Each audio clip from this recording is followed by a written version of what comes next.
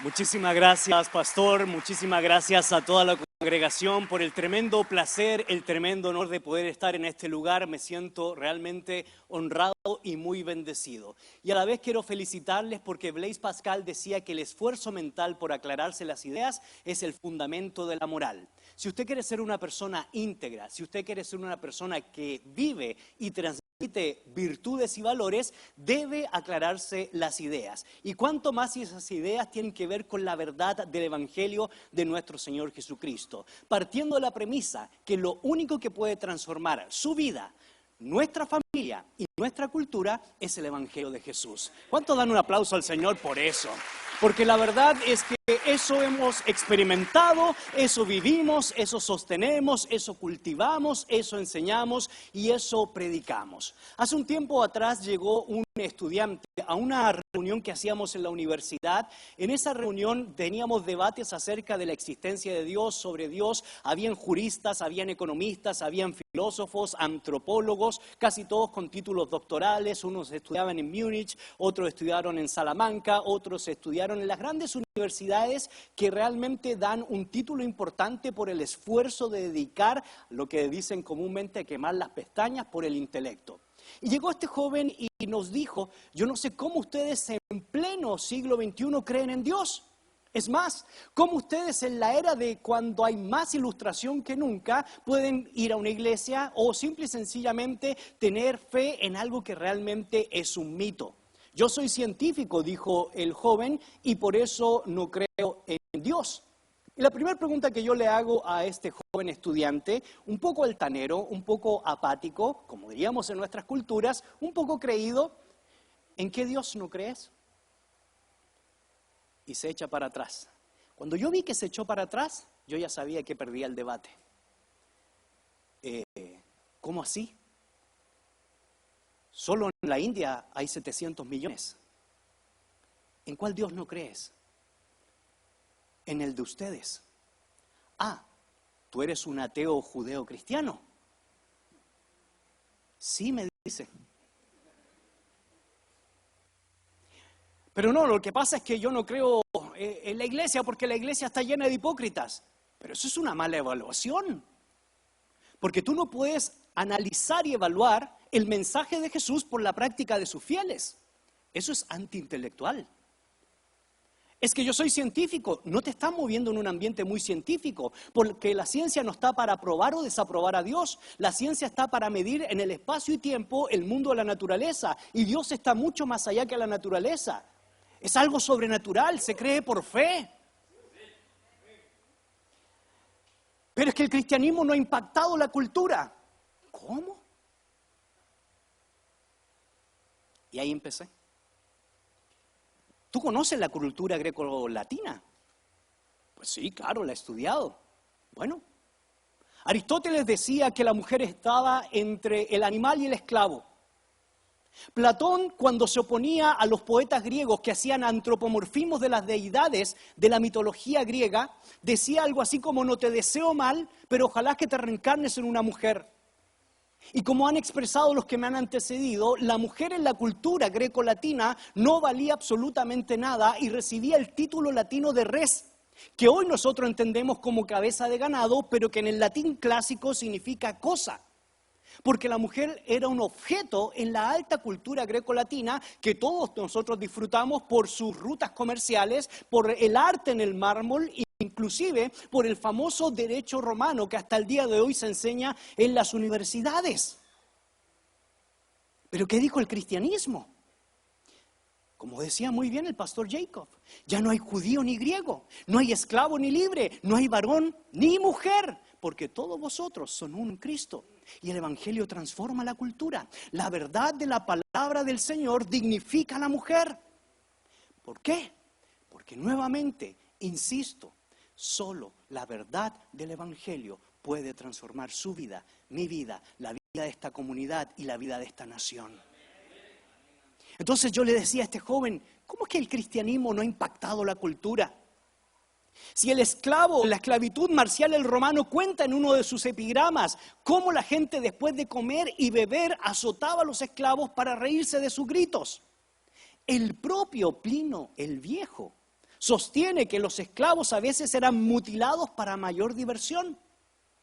¿Y qué dice la palabra?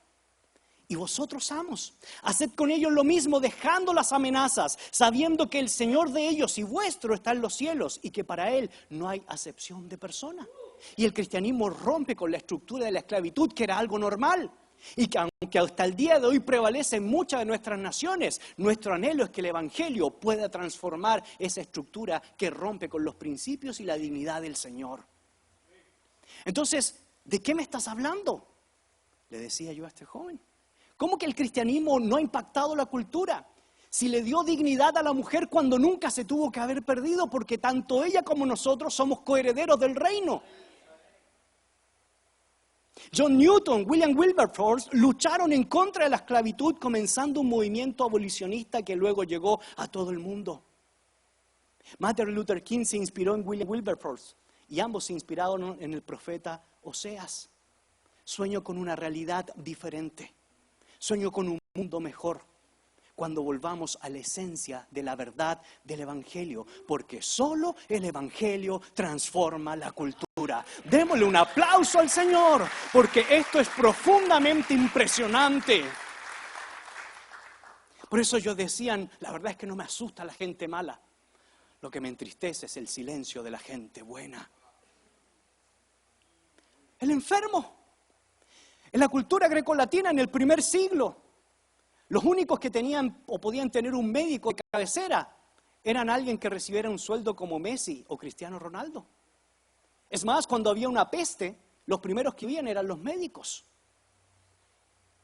Y sin embargo, en medio de la peste antonina del año 180 y en medio de la peste justiniana en el año 540, los cristianos decidieron ir a cuidar y velar por la gente enferma, aún sabiendo que podían morir por esa peste. Pero tenían un principio mayor, que ellos conocieran el Evangelio de Jesucristo, aun cuando su vida estuviera de por medio. Es más, el emperador Juliano en el siglo IV se queja de esos galileos que crean algo que se llaman hospitales. Entonces, sigo la conversación con este joven. ¿A qué te refieres cuando el cristianismo o la verdad del Evangelio no ha impactado la cultura? Porque te cuento que Agustín de Hipona, habiendo abrazado el maniqueísmo y estando con muchas dudas y crisis existenciales, hubo una voz que escuchó que le dijo, toma y lee, comienza a leer el Evangelio de Juan, comienza a leer la epístola a los romanos y escribe el compendio de filosofía que define la moral prudencial de Occidente, más importante que no ha sido superado hasta el momento. Un francés o un parisino puede ser muy ateo, pero muchas de sus prácticas morales provienen de la tradición cristiana. En el año 1111, Anselmo de Canterbury, leyendo Juan 1:1, en el principio era la palabra, y la palabra era Dios.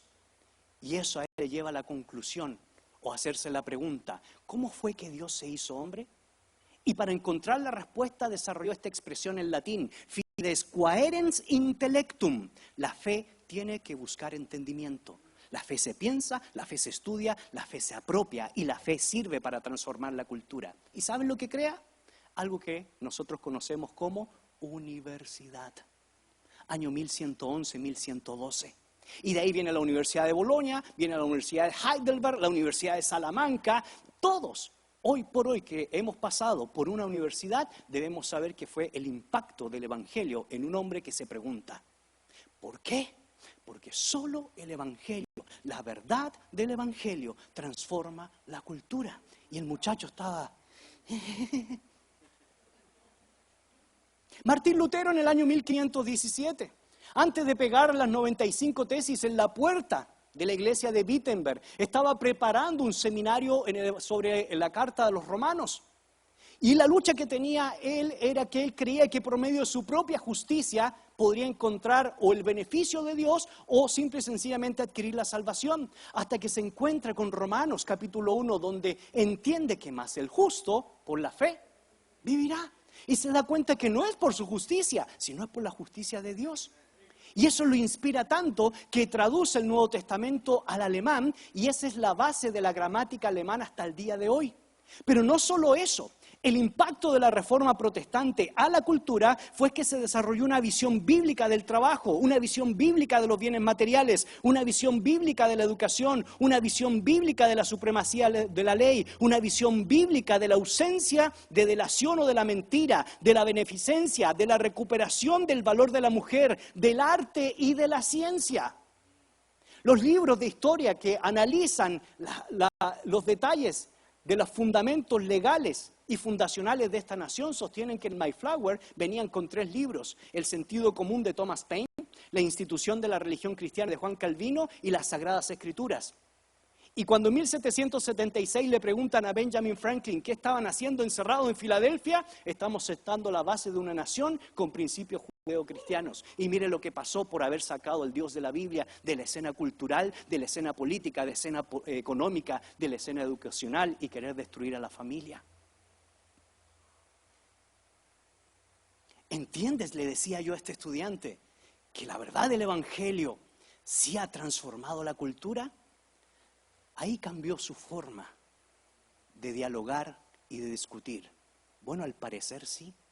Pero ¿sabes qué? No nos quedemos hasta ahí, le decía yo.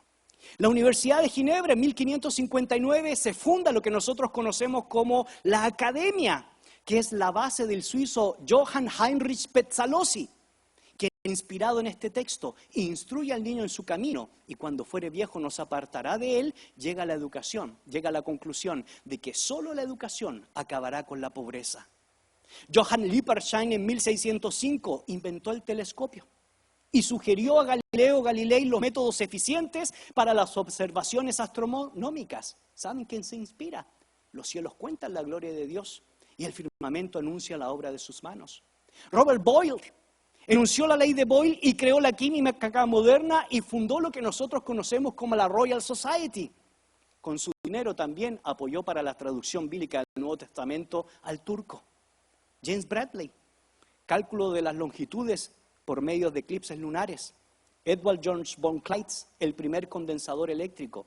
Carlos Linneo, el padre de las ciencias naturales. John Dalton, el padre de la teoría atómica. Thomas Young, que a los 2 años ya sabía leer y a los 4 años había leído 3 veces las Sagradas Escrituras, para vergüenza mía. Michael Faraday, que sienta las bases de los ordenadores de los aparatos celulares, él decía que yo espero que algún día estos sistemas de ordenadores y los algoritmos sirvan para expandir el mensaje del Evangelio. Todos ellos eran predicadores del Evangelio. Porque solo el Evangelio transforma la cultura. Solo la verdad de la palabra del Señor transforma nuestra vida, nuestra nación, nuestro ambiente, nuestro entorno. Por eso, truth be told. Porque nosotros estamos convencidos que la verdad de la palabra no solo transforma al individuo, sino transforma nuestras sociedades. Mientras nosotros no tengamos claro que la verdad del Evangelio transforma la vida, vamos a ser presa de una sociedad superficial, de una cultura empobrecida, de una cultura que realmente no aspira con una visión a largo plazo. Por eso C.S. Lewis decía, mira al cielo y obtendrás la tierra. Mira la tierra y te quedarás aquí sin tener impacto. John Locke se inspiró en Génesis 1, 26 al 28. Y él dijo que la esencia de la libertad es la responsabilidad, no en el libertinaje. Giovanni Perluigi da Palestrina, inspirado en la palabra de Dios. Arcángelo Corelli. Johann Sebastian Bach, cuyos motetes están marcados con textos bíblicos. Es más, Federico Nietzsche, comentando la pasión según San Mateo, haciendo una crítica al Evangelio, tiene un momento de lucidez y dice, quien ha olvidado por completo el cristianismo, realmente lo escucha aquí como un evangelio. El propio Steve Jobs le dijo a Yo-Yo Ma, cuando éste tocó en casa un tema de Bach, el Stradivarius de 1733, tu interpretación es el mejor argumento que he oído nunca sobre la existencia de Dios. Émile Coran, ateo, llegó a concluir que la música de Bach es la única razón para pensar que el universo no es un desastre total y que posiblemente exista un diseñador. Y es que solo el Evangelio de Jesucristo Y la verdad de su palabra, hermano y hermana, transforma nuestra vida, transforma nuestra cultura. Y por eso estamos aquí, para defenderlo. Entonces, yo volví a la conversación con este estudiante. Y le decía, el Dante Alighieri y la Divina Comedia, padre de la literatura renacentista, Miguel de Cervantes, Don Quijote de la Mancha, usa ilustraciones de las Sagradas Escrituras para hacer una crítica a la península barataria y para creer por medio de Don Quijote que otro mundo es posible. Otro mundo es posible cuando usted y yo nos comprometemos con esta verdad del Evangelio. Pero no solo eso, Fray Luis de León, Calderón de la Barca, Gabriela Mistral, la primer premio Nobel de Literatura mujer, dijo, la Biblia es para mí el libro, no veo cómo la gente puede vivirse en ella. G.K. Chesterton, que influye en F. Scott, en Federland, en George Orwell, en Agatha Christie, Neil Gaiman, T.S. Eliot, Marshall McLuhan, Orson Welles, Theodore Roosevelt. Era un hombre que usaba las escrituras, que inspira personajes, o que son inspirados toda esa generación como J.R. Tolkien, donde en El Señor de los Anillos hace una ilustración entre la lucha de la luz y la oscuridad. C.S. Lewis. Y no quiero seguir dando más ejemplos, pero Francis Collins, un ateo, que estudiando el genoma humano y descifrándolo, y si tuviera que publicar la descifración del genoma humano sería una torre en honor a Washington, la medida del libro. En el proceso llega a la conclusión de que es imposible que todo sea producto de nuestra propia mente tan limitada. Esto es producto de algo sobrenatural. Ese nombre es Dios.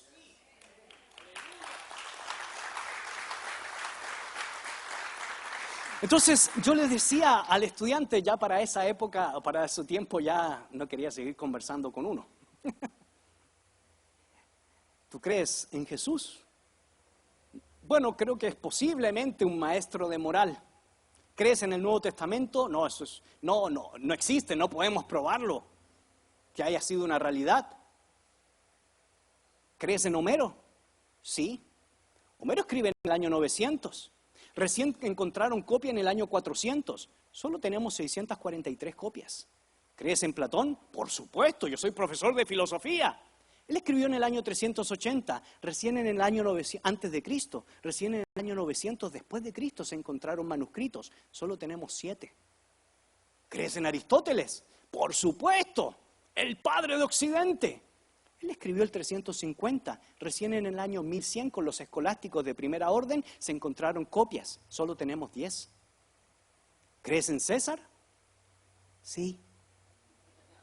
¿Crees en Tácito? Sí. Escribió en el año 100, solo tenemos copia en el año 1114, 20. ¿Crees en el Nuevo Testamento? No, tenemos 6.000 manuscritos griegos. Tenemos 24.000 copias bizantinas, alejandrinas, de Cesarea, y todo lo que ha venido desarrollándose a lo largo de la tradición de la preservación del texto bíblico. Es más, la brecha entre el último libro escrito, que es Apocalipsis, y el manuscrito del Papiro 66 es una brecha de 23 años. Y no crees en el Nuevo Testamento. El cielo y la tierra pasarán, pero mis palabras no pasarán. Mateo capítulo 24 al 35. Hermanos y hermanas, hoy ese muchacho persevera en la iglesia. Porque se le dio argumento. Porque entendió que la verdad del Evangelio sí puede transformar su vida. Pero ¿saben qué? Para yo darle toda esa lección a este muchacho, he tenido que formarme, he tenido que instruirme, he tenido que capacitarme. Por eso yo le decía al principio que el esfuerzo mental por aclararse las ideas es el fundamento de nuestras acciones. Vivimos en una cultura muy utilitaria donde lo importante es hacer. Pero ¿sabe qué? El consejo más sabio es que usted no puede hacer algo que no conoce. No podemos ir a pararnos al frente y defender la verdad si no tenemos argumentos. Porque lo que va a suceder es que usted y yo vamos a terminar peleando e insultándonos.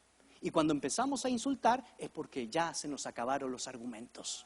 Entonces, este primer paso, esta conferencia, estos seminarios que estamos haciendo es precisamente para iniciar el primer paso e invitarlos a incentivarse en la formación de su intelecto. ¿Por qué? Porque somos lo que leemos.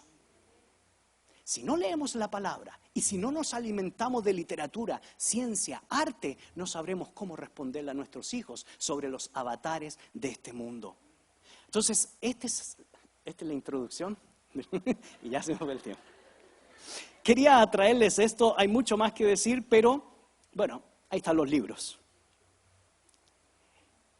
Y es que esto me apasiona. El tema de la verdad a mí me apasiona. Porque a mis 19 años, 20, había pasado 2 años estudiando en Brasil literatura. Porque no teníamos las condiciones, debido a que en Chile la universidad, como acá, es carísima, aún las estatales. Pero nunca fue limitante para mí. Porque si tenía que trabajar y estudiar, lo iba a hacer, con disciplina, con tenacidad. Porque agradezco a mi madre que me enseñó a leer a temprana edad. Antoine de Saint-Exupéry, El Principito, los clásicos, y después las obras literarias que eran de mi interés. Y mis padres son personas sencillas, pero hicieron lo que mejor pudieron para darme el hálito de recordar que las cosas me tienen que costar para que yo las valore. Y hoy le estamos haciendo el camino a nuestros hijos. Y por eso, queridos padres de familia, no se olviden nunca que niños mimados, generación adulta débil. Es amor, pero también disciplina. Es gracia, pero también tener las cosas claras dentro del hogar. Segundo, lo segundo que quiero compartir con ustedes es algo que ya han expuesto nuestros pastores que me han antecedido. Y tiene que ver con la dinámica de entender y comprender que lo que estamos viviendo hoy, que muy bien han detallado tanto Hugo como Jacob como el pastor Edwin, no es nada nuevo bajo el sol, diría Eclesiastés. Lo que vivimos hoy en términos de las diferentes configuraciones familiares, de las diferentes nomenclaturas donde se habla de asexualismo, pansexualismo, transexualismo, homoromántico, aromántico, escoliosexual, asexual, símbolo sexual, no binario, sí binario, exobinario, y no voy a seguir. Que por cierto en España ya la policía ha sido instruida de que tiene que reconocer todas esas cualidades y no se les puede hacer nada si están haciendo una manifestación pública defendiendo sus derechos sexuales. Quienes me han antecedido han dicho que, y comparto con ellos, que esto no es una discusión biológica y científica. La genética es la genética. Los cromosomas son los cromosomas. Es una discusión ideológica, cultural, que lamentablemente se ha metido en nuestras universidades. Pero ¿saben qué? Lo triste de todo esto es que hoy estamos reaccionando porque perdimos la batalla en algún momento de la historia. Y esto me recuerda a las palabras de Federico Nietzsche, que le preguntaron a ti, le preguntaron a él, ¿por qué no es cristiano? Siendo hijo de pastor y siendo nieto de pastor. Y él respondió, por 2 cosas. ¿Por qué? Por la hipocresía y la cobardía de los cristianos. Y ahí desarrolla el concepto de Umbertum aller Werther, la transmutación de todos los valores. E inspira a otros autores para imponer el secularismo y el racionalismo que ya han expuesto mis hermanos. Pero nada nuevo bajo el sol. A finales del siglo I, el apóstol Juan escribe 3 cartas y el libro de Apocalipsis para inspirar a la iglesia en un ambiente complejo. En el año 64 había iniciado la persecución informal por parte de Nerón, cuando le echa la culpa a judíos y cristianos de haber quemado un sector de Roma. Y comienza la persecución informal. Sin embargo, a finales del siglo I, en plena autoridad del emperador Diocleciano, Él se autoproclama Domine et Deus, que se traduce como Señor de señores y Dios de dioses. Y utiliza la Pax Romana, las vías ignacianas y la dura lex romana para castigar a toda aquella persona que no quisiera someterse a esa declaración. Así que, en medio de eso, los cristianos eran expulsados y traicionados en Esmirna, por ejemplo, Apocalipsis capítulo 2, verso 9, o en Filadelfia, Apocalipsis 3, verso 7. Es más, los cristianos eran expuestos a la idolatría de falsos profetas. Y como han dicho los que me han antecedido, hoy todos queremos palabra profética. A mí sería duro, porque no se olvide que la palabra del Señor dice que un profeta, cuando aparece en escena, es para anunciar el pecado de Israel y que si no se arrepienten, es juicio. Por eso las palabras proféticas son para que nos volvamos al redil. No es Nostradamus. Porque la Biblia es clara. Si quiere que a usted le vaya bien, viva de acuerdo al Señor de la palabra. Entonces, en esta época, los cristianos estaban fuertemente atacados, traicionados, expulsados. Esmirna, Filadelfia, expuestos a la idolatría de los falsos profetas. Primera de Juan, capítulo 4, verso 1. Pero sobre todas las cosas, estaban expuestos al culto imperial. Apocalipsis, capítulo 13, verso 14 y 15. Por eso el apóstol Juan les dice lo siguiente. Primera de Juan capítulo 1, versos 5 al 7. Este es el mensaje que oímos de Jesús y que ahora les declaramos a ustedes. Dios es luz y en Él no hay nada de oscuridad. Por lo tanto, mentimos si afirmamos que tenemos comunión con Dios, pero seguimos viviendo en oscuridad espiritual. No estamos practicando la verdad. Lo que está diciendo el apóstol Juan es sumamente sencillo, hermanos y hermanas. O caminamos en la luz o abrazamos las tinieblas. En un lenguaje más sencillo, o somos o no somos. Pero términos medios no sirven. Es más, el mismo apóstol Juan, escribiendo una carta a la iglesia del Asia Menor en el libro Apocalipsis, dice que por cuanto no eres ni frío ni caliente y eres tibio, te vomito. Entonces es un llamado al discipulado radical. Y el término radical viene del latín ridex, es decir, volver a lo esencial. Y lo esencial para Juan es el Evangelio de Jesús. Ya hemos visto cómo el Evangelio ha impactado la cultura, cómo el Evangelio lo ha transformado a usted, cómo el Evangelio que nos redime de pecado nos da la oportunidad de volver al redil y tener plena comunión con el Padre, siendo justificados por medio del sacrificio de nuestro Señor. Hemos visto cómo el Evangelio a través de la iglesia ha impactado el arte, la ciencia, la literatura, el desarrollo humano, el florecimiento humano. La pregunta es, ¿por qué no puede seguir siendo eso mismo hoy? ¿Por qué tenemos que estar reaccionando a todas estas temáticas? Porque en algún momento de la historia perdimos la batalla y apareció un Federico Nietzsche, padre de la sospecha, un Karl Marx que dijo que la religión es el opio de los pueblos, un Sigmund Freud que dijo que la base de la neurosis es el cristianismo. Y no lo defendimos. Y se casaron con eso. Y se influyó la escuela de Frankfurt, la escuela de Marburgo, Yale, Princeton y Harvard, y no quiero hablar de eso mucho, que otrora formaban a ministros y pastores, se convirtieron en entidades para transmitir cosas que van en contra de los principios de Dios. Pero nuevamente, nada nuevo bajo el sol. Por eso Juan define los problemas que vivían en esa época y les dice en el verso 15 del capítulo 2, no amen a este mundo ni las cosas que les ofrece, porque cuando aman al mundo no tienen el amor del Padre en ustedes. Pues el mundo, en primer lugar, solo ofrece un intenso deseo por el placer físico, o como traducen las otras versiones, apetitos sexuales. En segundo lugar, un deseo insaciable por todo lo que vemos, codicia. En tercer lugar, el orgullo de nuestros logros y posesiones, soberbia. Nada de esto, dice el texto bíblico, proviene del Padre, sino que viene del mundo. Los pecados del primer siglo son los intensos deseos por los apetitos sexuales, la codicia y la soberbia. Hermano y hermana, son los mismos pecados que vivimos hoy en la actualidad. Por eso Jorge Santayana dice que quien no conoce su historia tiene la tendencia a repetir los mismos errores del pasado. Quien no conoce la palabra puede repetir los mismos errores que vivió el pueblo de Israel o la iglesia primitiva. Por eso hoy el mensaje de Juan a la iglesia primitiva es el mismo. somos o no somos.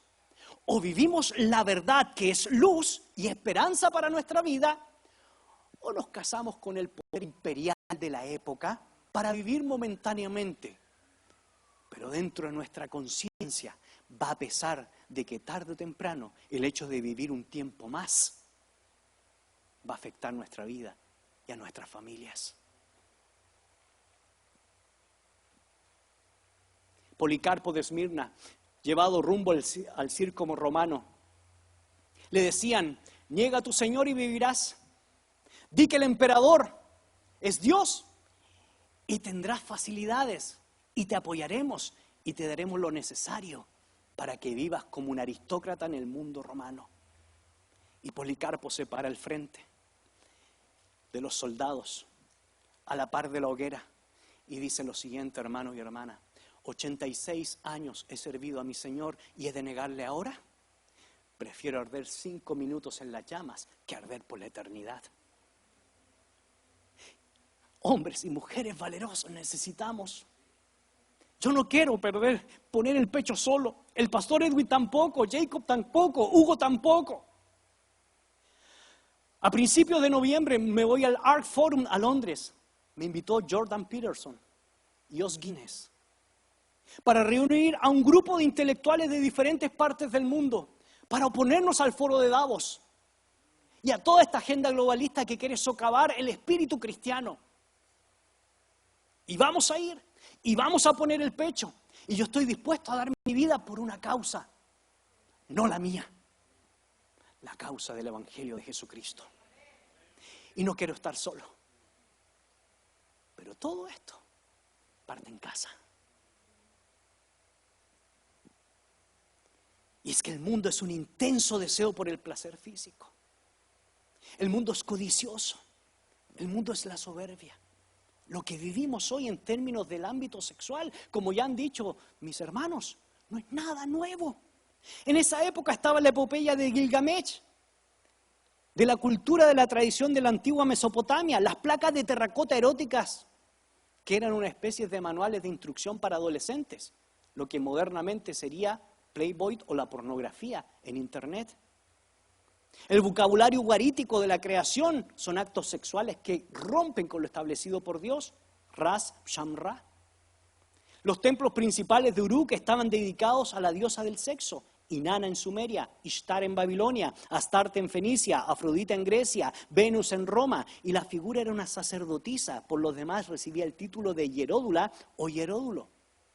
Cuando Pablo escribe a la iglesia de Éfeso, o cuando le escribe a Tito y a Timoteo, Timoteo estaba ministrando en Éfeso, Tito estaba ministrando en Creta, les dice que la base de un buen líder es que sea marido de una sola mujer. Y diríamos nosotros, obvio. Pasa que en esa época no era obvio, porque aparte de tener varias esposas, iba al templo de Artemisa y practicaba la prostitución religiosa como un acto de adoración. Nada nuevo bajo el sol. Es más, en esa época en el mundo helénico, estoicos y epicúreos, sobre todo los epicúreos, se inspiraban en el famoso batallón sagrado de Tebas. El batallón sagrado de Tebas, para iniciarse como soldado, tenía que pasar sexualmente por un superior, porque ellos sostenían que la relación sexual generaba una afectividad que ayudaba en el campo de batalla. Y por cierto, históricamente, este batallón de Tebas fueron los que derrotaron a los famosos espartanos. ¡Au, au! El simposio de Platón, las bacanalidades de Calígula, donde comienza a desarrollar y crear algo que se llaman, y que probablemente usted ha escuchado esa palabra, burdeles. Y no quiero seguir porque son muchos ejemplos y me queda muy poco tiempo. Solo les quiero decir, hermanos, nada nuevo bajo el sol. Y el mismo mensaje que dio Juan a la iglesia primitiva de finales del siglo I es el mismo mensaje que nos entrega las Sagradas Escrituras hoy. O somos y nos paramos en la verdad con tenacidad, pero también con argumentos. No se pare usted solo a decir, yo creo en la verdad del Evangelio, Si alguien le viene a preguntar, ¿y por qué? La respuesta peor que usted debe dar es, porque sí. Porque así me dijo mi abuelita, y mi abuelita tenía razón. Algunos le van a creer, pero otros se van a burlar. El no prepararnos y formarnos denigra el mensaje de Jesús. Y eso no se vale. Así que lo mejor es no abrir la boca, irse a casa, prepararse, formarse y luego volver a la plaza pública y hablar del mensaje de Jesús. Pero ¿saben qué?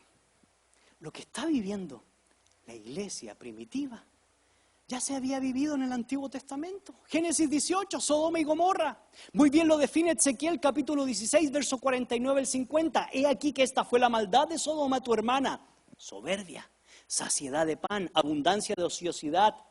Tuvieron ellas y sus hijas, y no fortaleció la mano del afligido y del menesteroso. Y se llenaron de soberbia e hicieron abominación delante de mí. Cuando las vi las quité. Cuando uno escucha la palabra Sodoma, lo primero que se nos viene a la mente es pecado sexual. La sodomía, el sodomita. Pero antes del pecado sexual, hubieron cosas que antecedieron, que llevaron a esa realidad. El exceso de pan, opulencia desmedida. Y yo no estoy diciendo que usted no ahorre, que el trabajo le produzca bienes. Lo que yo estoy diciendo es que un cristiano, aun teniendo bienes materiales, debe ser distinguido por la sencillez de su corazón.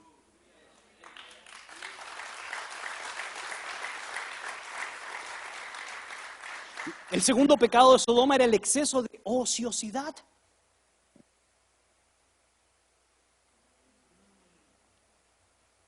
La Academia de Psiquiatría de los Estados Unidos dice que si uno pasa entre 18 y 22 minutos fijo en el aparato celular, usted tiene un problema patológico, adicción.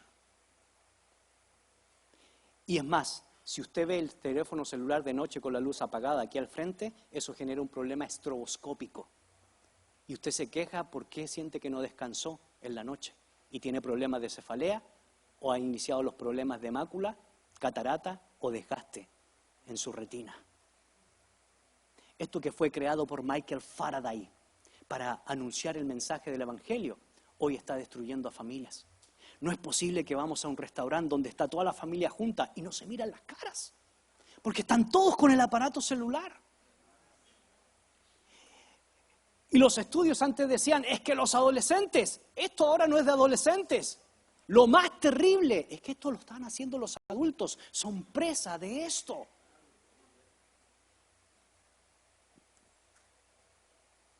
La falta de compasión era un problema de Sodoma. La consumación de la soberbia y finalmente la decadencia de la ética sexual. Por eso se responde a esta cultura antigua del antiguo cercano oriente, diciéndole, el incesto no es correcto, Levíticos 18:6. El adulterio no es correcto, Levítico 18:20. El infanticidio ante los ojos de Dios no es correcto, Levítico 18:21. Las relaciones sexuales entre el mismo sexo no responden a una realidad creada por Dios, Levítico 18:22. La zoofilia es incorrecto, Levítico 18:23. Por tanto, debería resultar obvio que mantener relaciones sexuales con un animal es aberrante, pero hoy se mantiene y ha proliferado. Debería resultar evidente que causar una criatura indefensa es odioso, pero hoy se perpetra el crimen. Desde 1925, donde se establece por primera vez en Pravda, en el periódico de Rusia, el aborto bajo cualquier causal, hasta la época, solo los datos que tenemos por Planned Parenthood son de 1.450 millones de abortos, la población de China. Debería resultar patente que acostarse con el cónyuge de otra persona colisiona con principios morales que han sido aceptados por todas las culturas de todos los tiempos, pero hoy se normaliza. Debería resultar indiscutible que tener relaciones sexuales con alguien del mismo sexo choca con los dictados de la naturaleza y condena la extinción de la especie, pero hoy es objeto de alabanza. Debería resultar innegable mantener relaciones sexuales con el padre, hermano o hijo, pero hoy es un distintivo de aquellos que se consideran con mentes libres y carentes de prejuicio. Por eso Michel Foucault en su obra Historia de la Sexualidad dice que quién mejor que un adulto enseñe expone a un niño, sobre todo si es menor de edad, a tener relaciones sexuales de manera física. El límite, según Foucault, es lo que aguante fisiológicamente un niño. 1970, con Guillermo Ocanop en la radio de París. Y en esa época decían, es una locura. Pero hoy no es delito en España a los 12 años y en Francia se pretende bajar a los 8 años. ¿Sabe lo que es un adulto teniendo relación sexual o penetrando a un niño de 4, 5, 6 años? Hermanos, o somos o no somos. Pero cuando yo esté frente al Señor y tenga que dar cuenta de lo que hice, espero no avergonzarme de mis actos. Termino. 3 ejemplos breves.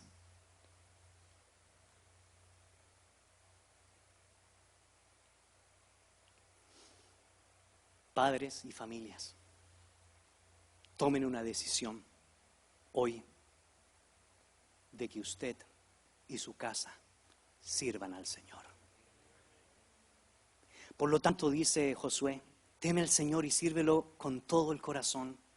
Echa fuera para siempre los ídolos que tus antepasados adoraron. Cuando vivían al otro lado del Éufrates y en Egipto, sirve únicamente al Señor. Pero si te niegas a servir al Señor, elige hoy mismo a quién servirás. ¿Acaso optarás por los dioses, por el Estado, por el gobierno que tus antepasados sirvieron al otro lado del Éufrates?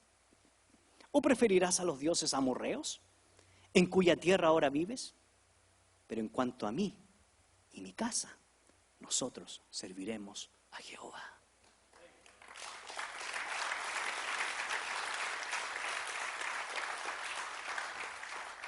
Josué nos expone 2 posibilidades. Escojamos hoy a quién servimos. O al Señor o a los dioses de esta época.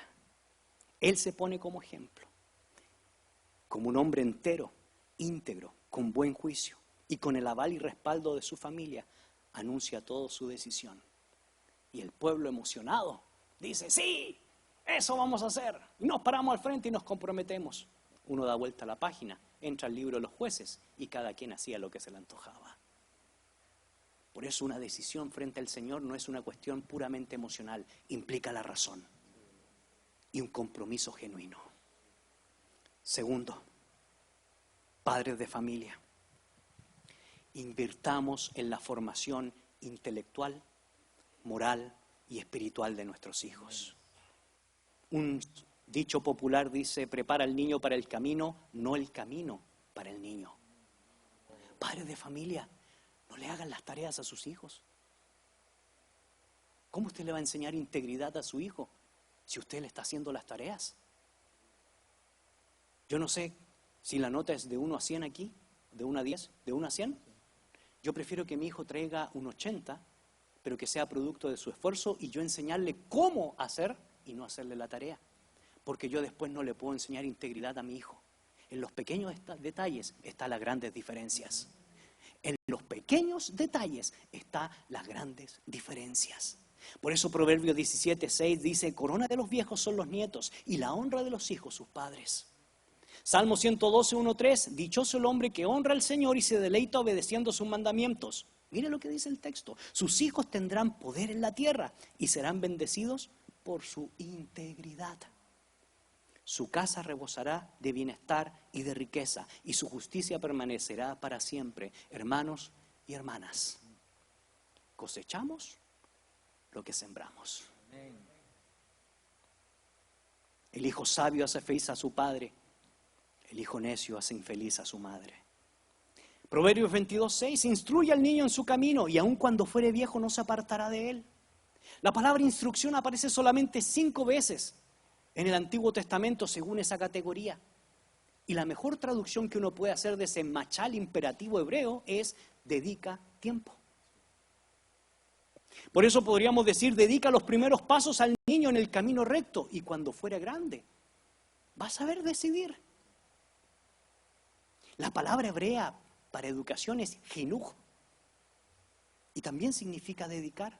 Por eso después de Esdras, cuando vuelven de la deportación de Babilonia junto con Nehemías, Esdras funda las escuelas rabínicas y enseña la importancia del Bet Migrat de 6 a 10 años. Se enseña a leer y a recitar textos sagrados.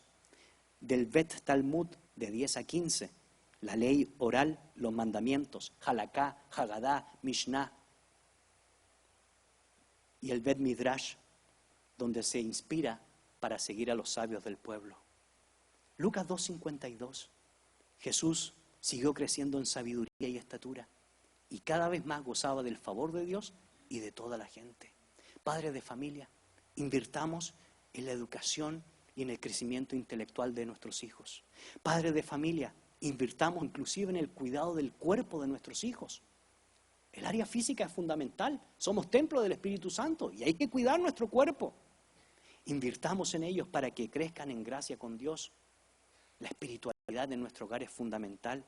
Invirtamos para que sean buenos ciudadanos y en gracia para con los hombres. Pero padres que le dan a su hijo todo lo que pide, el niño crecerá pensando que tiene derecho a todo lo que desee. Padres que se ríen cuando sus hijos hablan groserías, el niño crecerá pensando que la falta de respeto es normal y divertida. Padres que no reprenden por mal comportamiento, el niño crecerá pensando que no hay reglas en la sociedad. Padres limpiando el desorden de su hijo, el niño crecerá pensando que otros pueden asumir sus responsabilidades. Padres que dejan ver televisión o el celular sin establecer horarios, porque el niño llora y grita, crecerá pensando que no existen límites ni diferencias entre adulto y niño. Padres que dejan escuchar a sus hijos música que vulgariza a la mujer y al hombre. Ni siquiera tengo que decirle lo que va a hacer su hijo cuando sea grande. Padres que están a favor de su hijo, independientemente de que tenga razón o no, que serán con cero tolerancia a la frustración. Padres que le dan dinero a sus hijos cuando quieren, crecerán pensando que el dinero es fácil de ganar y no dudarán en hacer lo que sea cuando no lo puedan conseguir. Hermanos y hermanas, cosechamos lo que sembramos. Y finalmente, no solo tomemos una decisión de servir como familia, no solo tomemos la decisión de instruir, educar a nuestros hijos, sino tome usted la decisión, especialmente los padres de familia, de formarse, de educarse.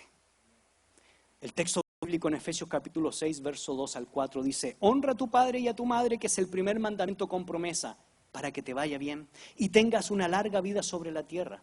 Ustedes los padres, no exasperen a sus hijos, sino edúquenlos en la disciplina e instrucción del Señor. Y muchas veces se enseñó que el término disciplina era volar palo. Pero el término griego es paideía. De ahí se deriva el término paidos, alumno, y paidagogos, maestro. Un padre de familia se debe constituir en un auténtico maestro de su hijo. Y la paideía griega de esa época, según los datos establecidos por Werner Gaeder, era que un padre tenía que formarse en retórica, en gramática, en geometría, en matemática, en filosofía, en gimnasia, en derecho y en cultura general para formar un buen ciudadano. En Roma el término paideía es reemplazado por la expresión humanitas, que significa cultura, educación y pedagogía. Se me fue el tiempo. Pero la hija de Bill Graham fue entrevistada en uno de los programas mañaneros por Jane Clausen y le preguntó: ¿cómo puede Dios permitir tanta violencia en nuestras escuelas? Los ataques terroristas. Anna Graham, con mucha perspicacia, le contestó: Dios está más conmovido con todo esto que nosotros mismos.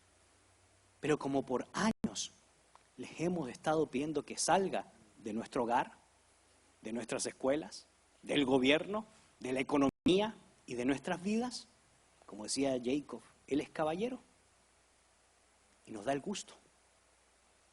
Ahora, ¿cómo podemos esperar bendición y protección de parte de Dios si le exigimos con cada uno de nuestros actos que se aleje? Me parece que todo empezó cuando Madeleine Murray se quejó porque quería que la oración no estuviera en las casas ni en las escuelas. Y le dijimos: está bien, porque es una profesional científica. Luego alguien dijo que sería mejor que ya no se leyera las escrituras. Pero la Biblia dice: no matarás, no robarás, ama a tu prójimo como a ti mismo. Y hoy nos quejamos de la violencia. violencia en las escuelas y las balaceras en nuestras escuelas. El doctor Benjamin Spock dijo que no debemos castigar físicamente, ni siquiera hablarle fuerte a nuestros hijos, porque son inocentes personalidades. Su hijo se suicidó a los 17 años, pero creímos que estaba bien porque lo dijo un doctor de prestigio. Ahora nos preguntamos por qué nuestros hijos no tienen conciencia, por qué no saben distinguir entre lo bueno y lo malo, por qué no les importa matar a desconocidos, a sus compañeros de clase o a sí mismo. Probablemente si lo pensamos mejor podemos suponerlo. Creemos que en gran manera se relaciona con el viejo proverbio, cosechamos lo que sembramos. Hermanos y hermanas, recibo muchas personas y muchos jóvenes en mi oficina. Y sus padres lo traen. Y me dice, este está dudando de la fe. En Guatemala dicen, dele una chilqueada intelectual. Y me siento con ellos. Voy a conversar con su hijo. Claro, yo voy a estar. No. Sí, quiero estar para escuchar. No, si no, no lo atiendo. Se retira. Bueno, joven, ¿de qué quieres que hablemos? ¿Del argumento Calam? ¿Del argumento teleológico, ontológico, cosmológico, del diseño inteligente, de la fuerza nuclear débil, fuerte, electromagnética? ¿Quieres que te dé las bases de una poesía desde esa perspectiva? Porque no se puede. ¿Cuál es tu problema? ¿No crees en Dios? No, pastor. ¿Qué pasa? El problema, pastor, es que mis papás dicen A y hacen B. Yo no estoy dudando de Dios. Mi problema es la hipocresía de mis papás. No saben cómo me parte el corazón. Cosechamos lo que sembramos. Y hoy estamos pagando las consecuencias de lo que no se hizo en el pasado. No dejemos a nuestros hijos solos. No sacrifiquemos a nuestra familia por el altar de nuestros logros. Hermanos, todo tiene su tiempo. Y si hay tiempo donde tenemos que comer tortilla con sal y limón, pero estar un poco más de tiempo con nuestros hijos, hagámoslo.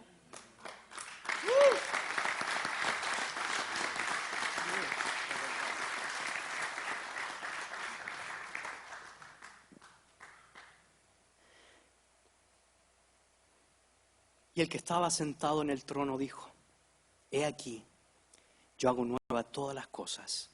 Y me dijo, escribe, porque estas palabras son fieles y verdaderas. Y me dijo, hecho está, yo soy el alfa y el omega, el principio y el fin.